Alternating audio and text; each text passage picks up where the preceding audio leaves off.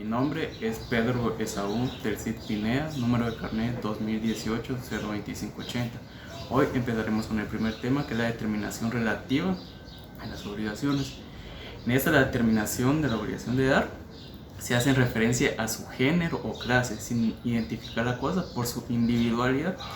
Un ejemplo sería el automóvil.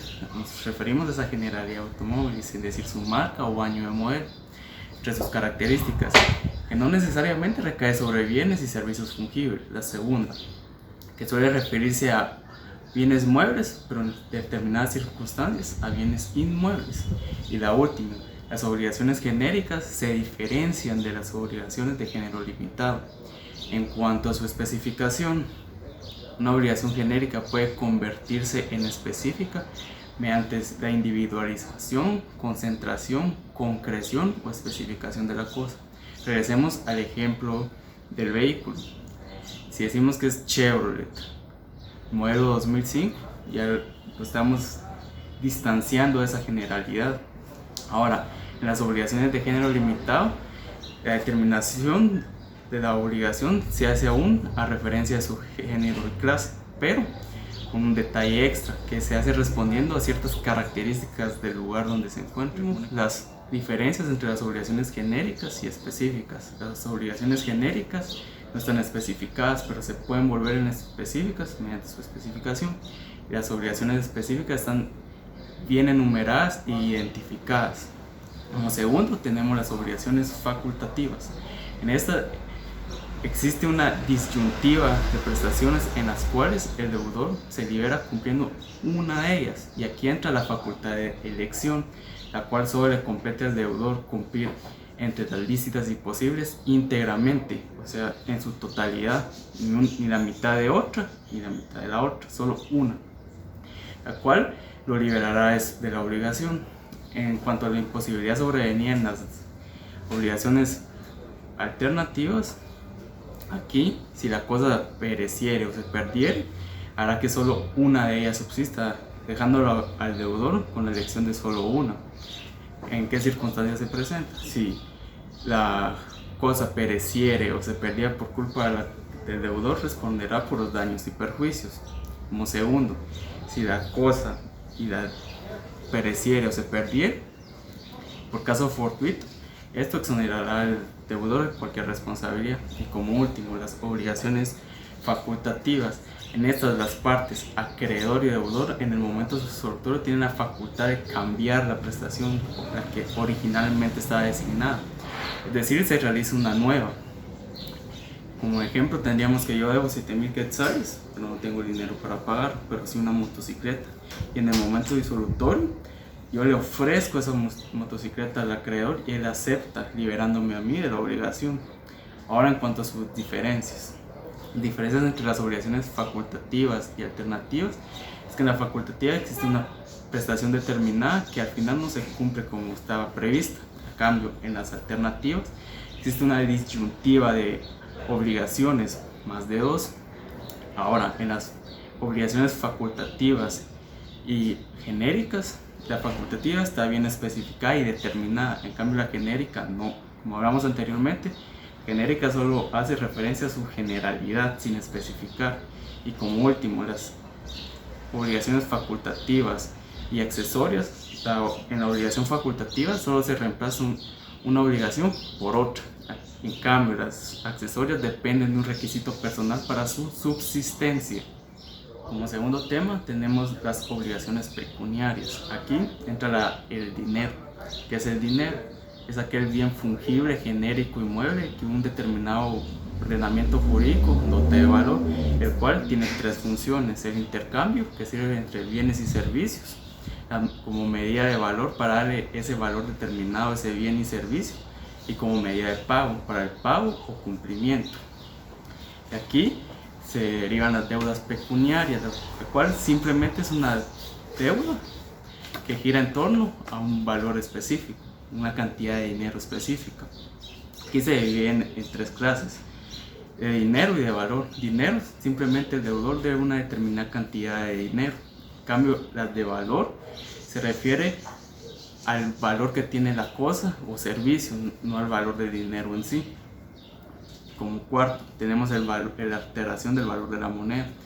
Se dice que el dinero puede tener fluctuaciones en sus ingresos y egresos, lo cual puede desencadenar un desequilibrio patrimonial, el cual puede favorecer al acreedor o al deudor y viceversamente. Como quinto tenemos el pago. El pago se presenta de dos formas: el pago en especie y en moneda extranjera. ¿En qué consiste el pago en especie? Es aquel que han pactado las partes en el contrato, el pagarlo sobre una cosa. En cambio, el pago en moneda extranjera, no hay ningún obstáculo para que las dos partes lo paguen de esa manera y es aceptado por nuestro ordenamiento jurídico. Un ejemplo aquí sería que yo debo 650 quetzales, pero no tengo quetzales, pero sí $65. Los puedo entregar al acreedor y eso lo satisfacerá. Después tenemos las deudas de intereses. Esto simplemente es una deuda adinerada sobre el valor de algo y se dividen en tres clases: las legales, las que están determinadas en la ley; las convencionales, las cuales son establecidas entre las partes a la hora de la formación del contrato; y la última, el anatomismo, la cual consiste en el pago sobre intereses, de intereses vencidos o insatisfechos, el cual hay que tener en claro que es acordado entre las partes. Como tercer tema tenemos el cumplimiento de la obligación. Aquí es la forma normal en que el deudor ajusta su comportamiento y satisface el interés del acreedor por medio del pago. En su definición sería que el pago es la forma de satisfacer el interés del acreedor por medio del pago realizado por el deudor, finalizando el contrato de obligación. Los sujetos del pago: primero tenemos el pago por un tercero. Esta es una persona ajena al contrato, el cual es válidamente si realiza el pago y tiene el derecho de repetir, pero no puede repetir si lo ha hecho en contra de la voluntad expresa del acreedor. Como segundo tenemos el pago realizado a acreedor aparente. En este, el deudor cree legítimamente estar pagando al acreedor que no lo es. Como tercero tenemos el pago por ingreso de cuenta corriente del acreedor. En esta, el deudor y el acreedor pactan que el deudor depositará el dinero en un banco y el banco servirá como la persona jurídica para recibir ese pago. Y como último, el pago mediante tarjeta de crédito. Aquí el deudor es el titular de la tarjeta de crédito, que debe hacer pago de las adquisiciones que realice al acreedor. En cuanto a como cuarto, tenemos los requisitos del pago, que se dividen en dos: integridad e identidad. ¿Qué consiste en la integridad? El deudor hace todo lo que se ha convenido en el contrato, ha ajustado su comportamiento, ha cumplido en el plazo ideal y que se le realice la obligación por completo. En cambio, la identidad supone que el deudor se ha comportado de la forma que se esperaba en el contrato y no de otra. Como otro elemento del cumplimiento tenemos el momento temporal o cumplimiento del lugar, lo cual dice que en qué momento la obligación es plenamente exigible, lo cual da lugar al llamado tiempo del pago. En cuanto al lugar del pago, este es el que le acuerdan las partes, acreedor y deudor, el lugar donde se cumplirá la obligación. Y después tenemos la prueba del pago o recibo. Esto es un elemento fundamental para la justificación de que el deudor sí cumplió en totalidad con su obligación, el cual lo debe expender el acreedor. Y como último tenemos la imputación de pagos. En esto entrarían las obligaciones alternativas, en las cuales hay varias obligaciones posibles y en las cuales cuál se debe entender que se realizó el pago, cuál se cumplió. Como cuarto tema tenemos los subrogados del cumplimiento. En esto consiste una sustitución al pago genuino acordado posteriormente entre las partes. ¿A qué se refiere esto? Que la obligación se hace diferente a la que se tenía pactada inicialmente. Como segundo tenemos los supuestos típicos del subrogado, en el cual está el ofrecimiento del pago y el pago por consignación. ¿En qué consiste el ofrecimiento del pago? El deudor tiene el derecho jurídicamente reconocido de querer liberarse de la obligación realizando el pago, pero el acreedor rehúsa aceptar ese pago, por lo que entra la consignación, que está regulada en el artículo 1408 del Código Civil. ¿En qué consiste la consignación? Aquí requiere la intervención judicial, la cual se pondrá puesta a disposición del deudor para liberarse él de la obligación. sus características es que es un procedimiento judicial. La consignación es voluntaria, aunque puede venir de una orden judicial, y el deudor se libera una vez el juez apruebe la obligación. Ahora, como segundo, tenemos la dación en pago. ¿En qué consiste la dación en pago? Aquí el deudor busca una forma alternativa de cumplir la obligación en la cual el acreedor debe estar de acuerdo con él. Simplemente es buscar una forma alternativa para el cumplimiento de la obligación. Un ejemplo aquí sería: yo debo 5,000 quetzales, pero no tengo el dinero, pero tengo un teléfono, lo cual acuerdo con el acreedor de que yo le entrego mi teléfono en cambio de la deuda, y él acepta. Su requisito es que el deudor realice una prestación distinta a la debida. La segunda, que existe un consentimiento entre el acreedor y el deudor sobre la nueva prestación. Y por último, que la realización de la nueva prestación extinga la obligación del deudor. Y como último, tenemos el pago por cesión de bienes a los acreedores. ¿En qué consiste esto? El deudor da los bienes que le quedan a los acreedores para que estos los vendan y cobren sus créditos. Si en el caso al venderlos sobrara 2,000 quetzales, 3,000 quetzales, estos los tendrían que devolver al deudor. Las formas en las que se presenta es extrajudicial y judicial. Extrajudicial es que puede ser pactado por las partes, y judicial es que requiere la intervención de un órgano jurisdiccional para ceder los bienes. ¿Y por qué se da esto? Porque el deudor está en la imposibilidad de seguir pagando sus deudas y tiene que ceder sus bienes. Como quinto tema tenemos el incumplimiento de la obligación. Ya vimos que en el cumplimiento el deudor se ajusta a todo lo estipulado en el contrato y lo cumple. En cambio, el incumplimiento de la obligación es puede ser la omisión en el tiempo debido, o que la conducta del deudor no se ajusta a los parámetros de identidad e integridad que vimos anteriormente en el cumplimiento del pago. En cuanto a sus efectos del incumplimiento, aquí es la generación de un daño y perjuicio, el cual deberá ser restituido para el acreedor. Segundo, existe una sujeción especial sobre el patrimonio del deudor, el cual podrá hacer ataque del acreedor para compensar ese desequilibrio patrimonial. Como último, tenemos que los daños que son producidos al acreedor deben ser probados. Las clases de incumplimiento. Primero tenemos el retraso en la ejecución. Aquí el deudor simplemente no cumple en la fecha estipulada, en la cual, aunque tardíamente, sigue siendo de interés para el acreedor y válido.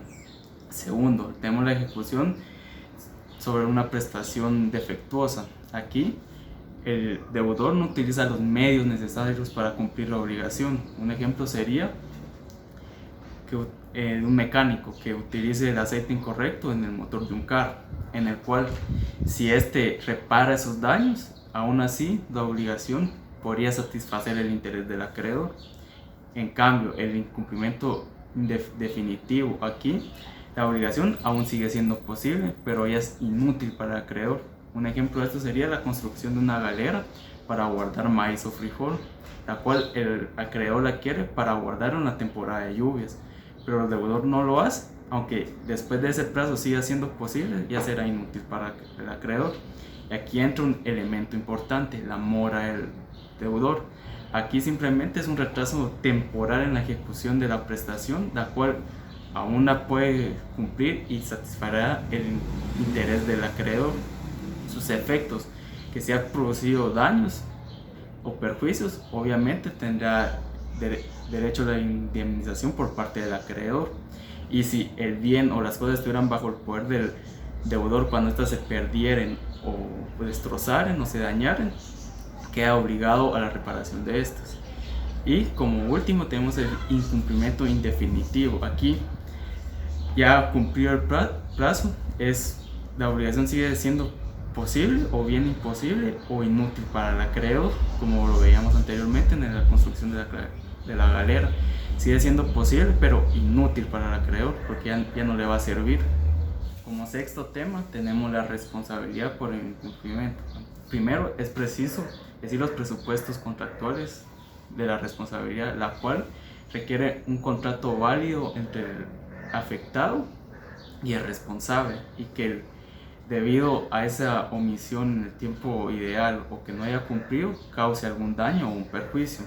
Las líneas de directrices de responsabilidad del deudor, de acuerdo al Código Civil, establece que es un juicio de reprobabilidad sobre el deudor, la cual dice que si es culpable mientras no se pruebe lo contrario. Aquí entra la prueba a la carga, que dice que el acreedor debe probar que esos daños son reales y ciertos para que el deudor sea culpable y haga la indemnización. En cuanto a los criterios de imputación de los daños por derivado del incumplimiento, simplemente es el daño que recae sobre el patrimonio del acreedor o bien sobre su persona. En cuanto a sus principios, que no todo incumplimiento va a generar un daño. Segundo, que los daños no se presumen, deben ser ciertos y comprobados. Y lo último, que el deudor debe probar esos daños como verdaderos para que sean ciertos que el incumplimiento le causó algún daño a él. En cuanto a las consecuencias del incumplimiento, la derivación de daños y perjuicios genera la indemnización.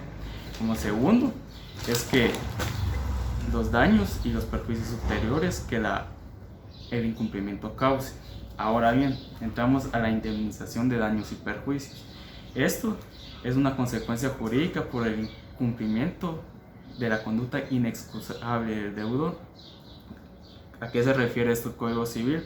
Dice que tiende a resarcir, restituir o reparar lo que el deudor haya dañado.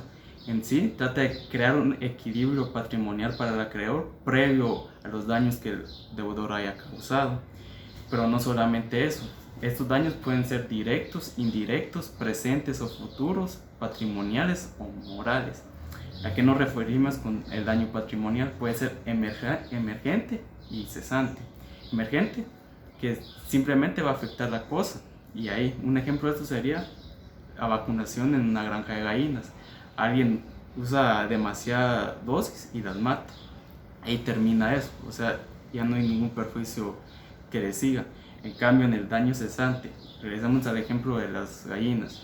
Si el que las vacunó las matara y era una granja de huevos, ese lucro cesante serán los huevos que el acreedor no va a obtener en todo ese periodo. En cuanto al daño no patrimonial, que no todo el daño recae sobre el patrimonio, pero puede dañar la esfera personal de la persona, su personalidad, cómo se ve en la sociedad. Como subtema de la responsabilidad por incumplimiento tenemos la exoneración del deudor. Aquí se nos plantean en qué circunstancias el deudor se libera de la indemnización de los daños y perjuicios causados por el incumplimiento total o parcial del contrato. Como primero tenemos el caso fortuito y la fuerza mayor. Aquí, primero, en el caso fortuito, es un hecho inopinable el cual se puede conocer, pero no se puede prever, y sus requisitos esenciales que provienen de la naturaleza. Un ejemplo, existe un contrato de arrendamiento.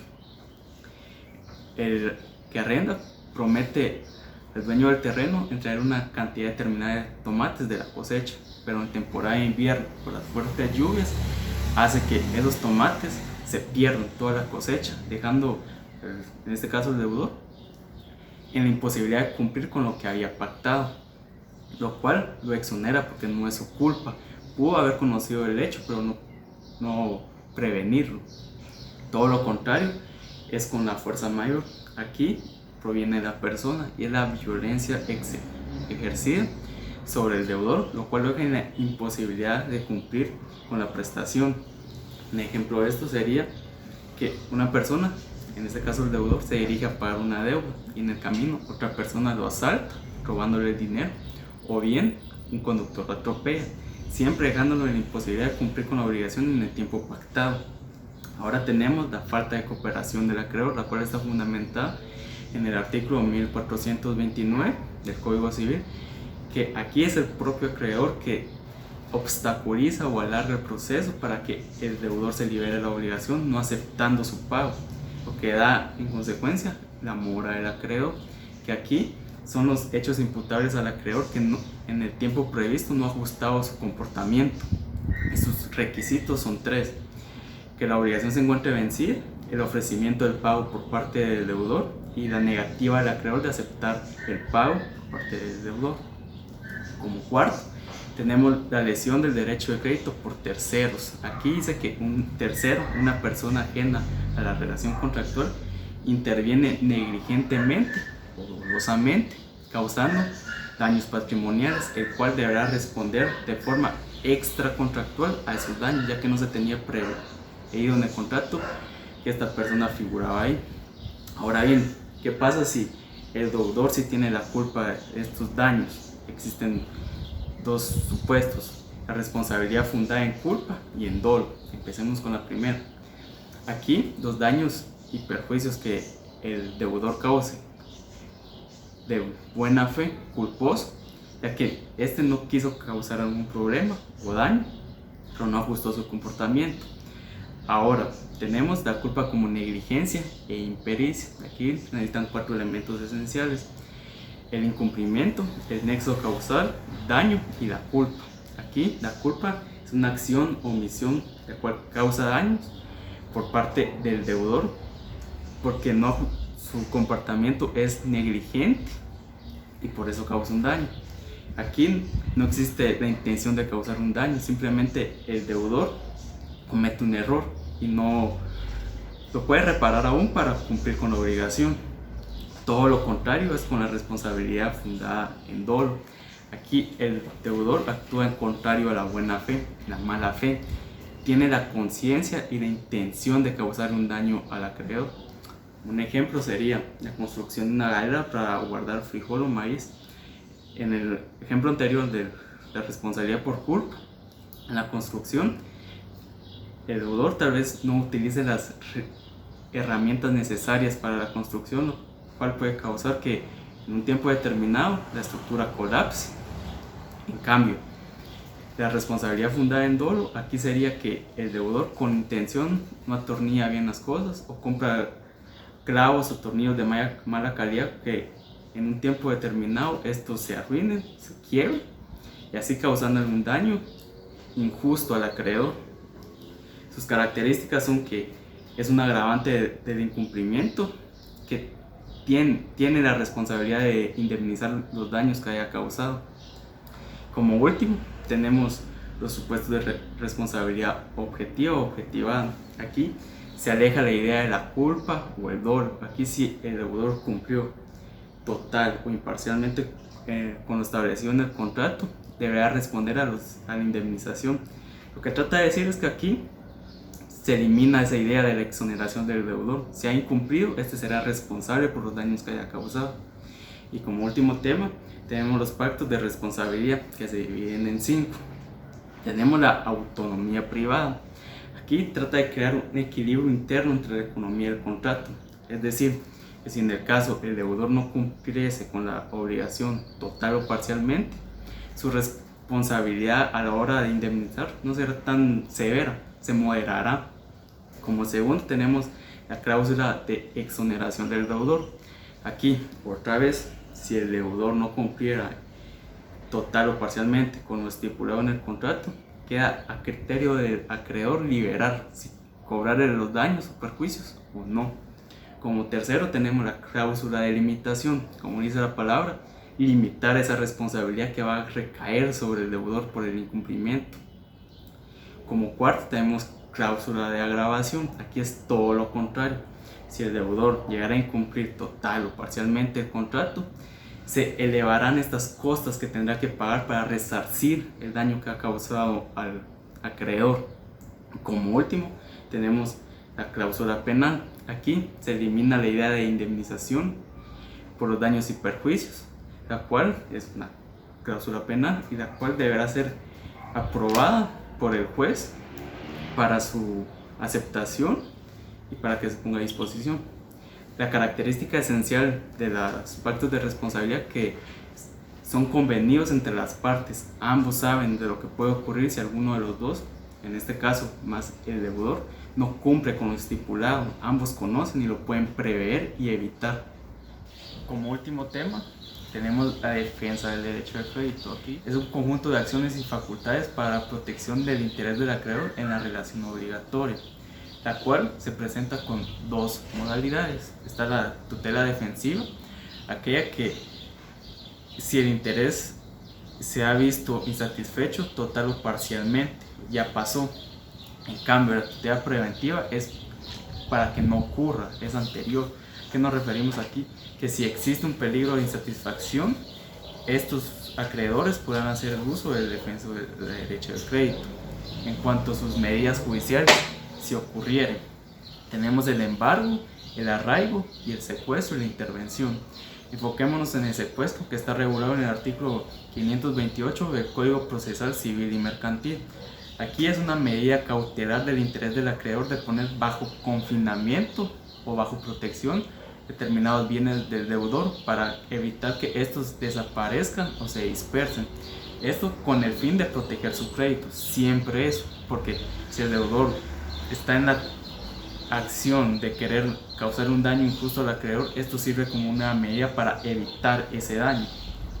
Y en cuanto a la protección ante el fraude, aquí se dividen en dos supuestos: las acciones de conservación y la solvencia del deudor. ¿Qué se refiere a las acciones de conservación? Como lo dice, es una garantía del interés del acreedor sobre los bienes del patrimonio del deudor para asegurarlos su crédito, o sea, para que no desaparezcan, no se pierdan, para que el deudor escape con ellos y causar un daño injusto.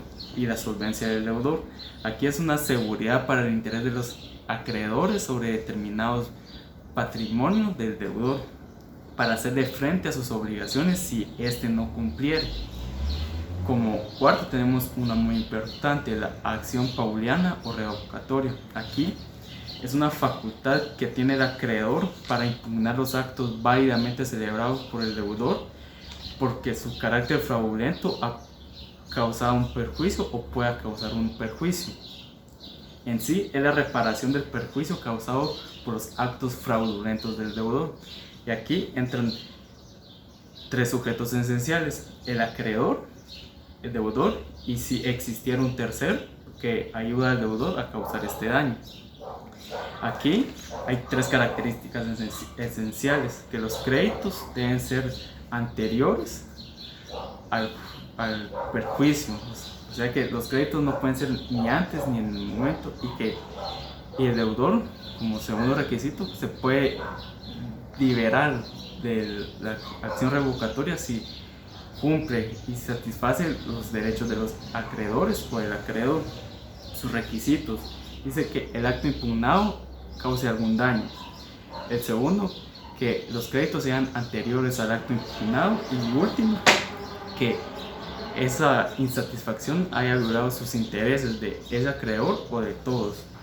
En cuanto a la tutela represiva, aquí es una acción a cual se entraña una pretensión de carácter judicial. Aquí interviene un órgano jurisdiccional, como lo vimos anteriormente con el pago por consignación. El cumplimiento forzoso de la obligación. Aquí el acreedor tiene la facultad de que su interés se cumpla de manera forzosa mediante la intervención de un órgano jurisdiccional para que el deudor cumpla. Y como segundo, la acción subrogatoria. Aquí el acreedor sustituye al deudor para ejercitar sus bienes y hasta el límite que tienen de estos, simplemente para que sus créditos no se vean perjudicados. Y como último, tenemos la protección al crédito en las obligaciones sinalagmáticas, que es importante extrañar algo, como hablamos anteriormente, que uno no puede constituir en mora al otro si ninguno de los dos ha cumplido su parte de la obligación, así que en esta instancia afecta a ambos, la excepción del incumplimiento contractual como primer supuesto. Aquí uno puede rehusar el cumplimiento mientras la otra parte no haya cumplido, o sea, si yo no he cumplido mi parte, la otra persona también puede rehusar su cumplimiento simplemente porque yo no la he cumplido. No, en esencia, no se puede demandar el incumplimiento si yo no he cumplido. Un ejemplo de esto sería que buscar un teléfono. Yo a alguien le pago buscar un teléfono y ahí yo ya cumplí mi parte de la obligación, pagar. Pero ¿qué pasa si a alguien solo le digo conseguirme un teléfono, pero ni siquiera le pago? Ahí esa persona no puede cumplir con su parte de la obligación porque yo ni he cumplido con la mía. Pero una vez yo cumpla la mía, puede poner en mora a esa persona y así para que ésta la cumpla, y si no la cumple, pues podemos hacer uso de la fuerza judicial para que la cumpla forzosamente. Y como último tenemos la resolución por incumplimiento, las resoluciones sinalagmáticas. Aquí la parte que va a cumplir puede exigir el cumplimiento o la reparación de daños y perjuicios si el incumplimiento llegara a eso. Aquí se centra en eso, que si yo ya cumplí con mi parte, puedo exigir el cumplimiento de la otra parte. Pero si yo no he cumplido, no tengo ni derecho a exigirse. Por eso es sinalagmática. Puede ser el acreedor o puede ser el deudor. Puede variar siempre.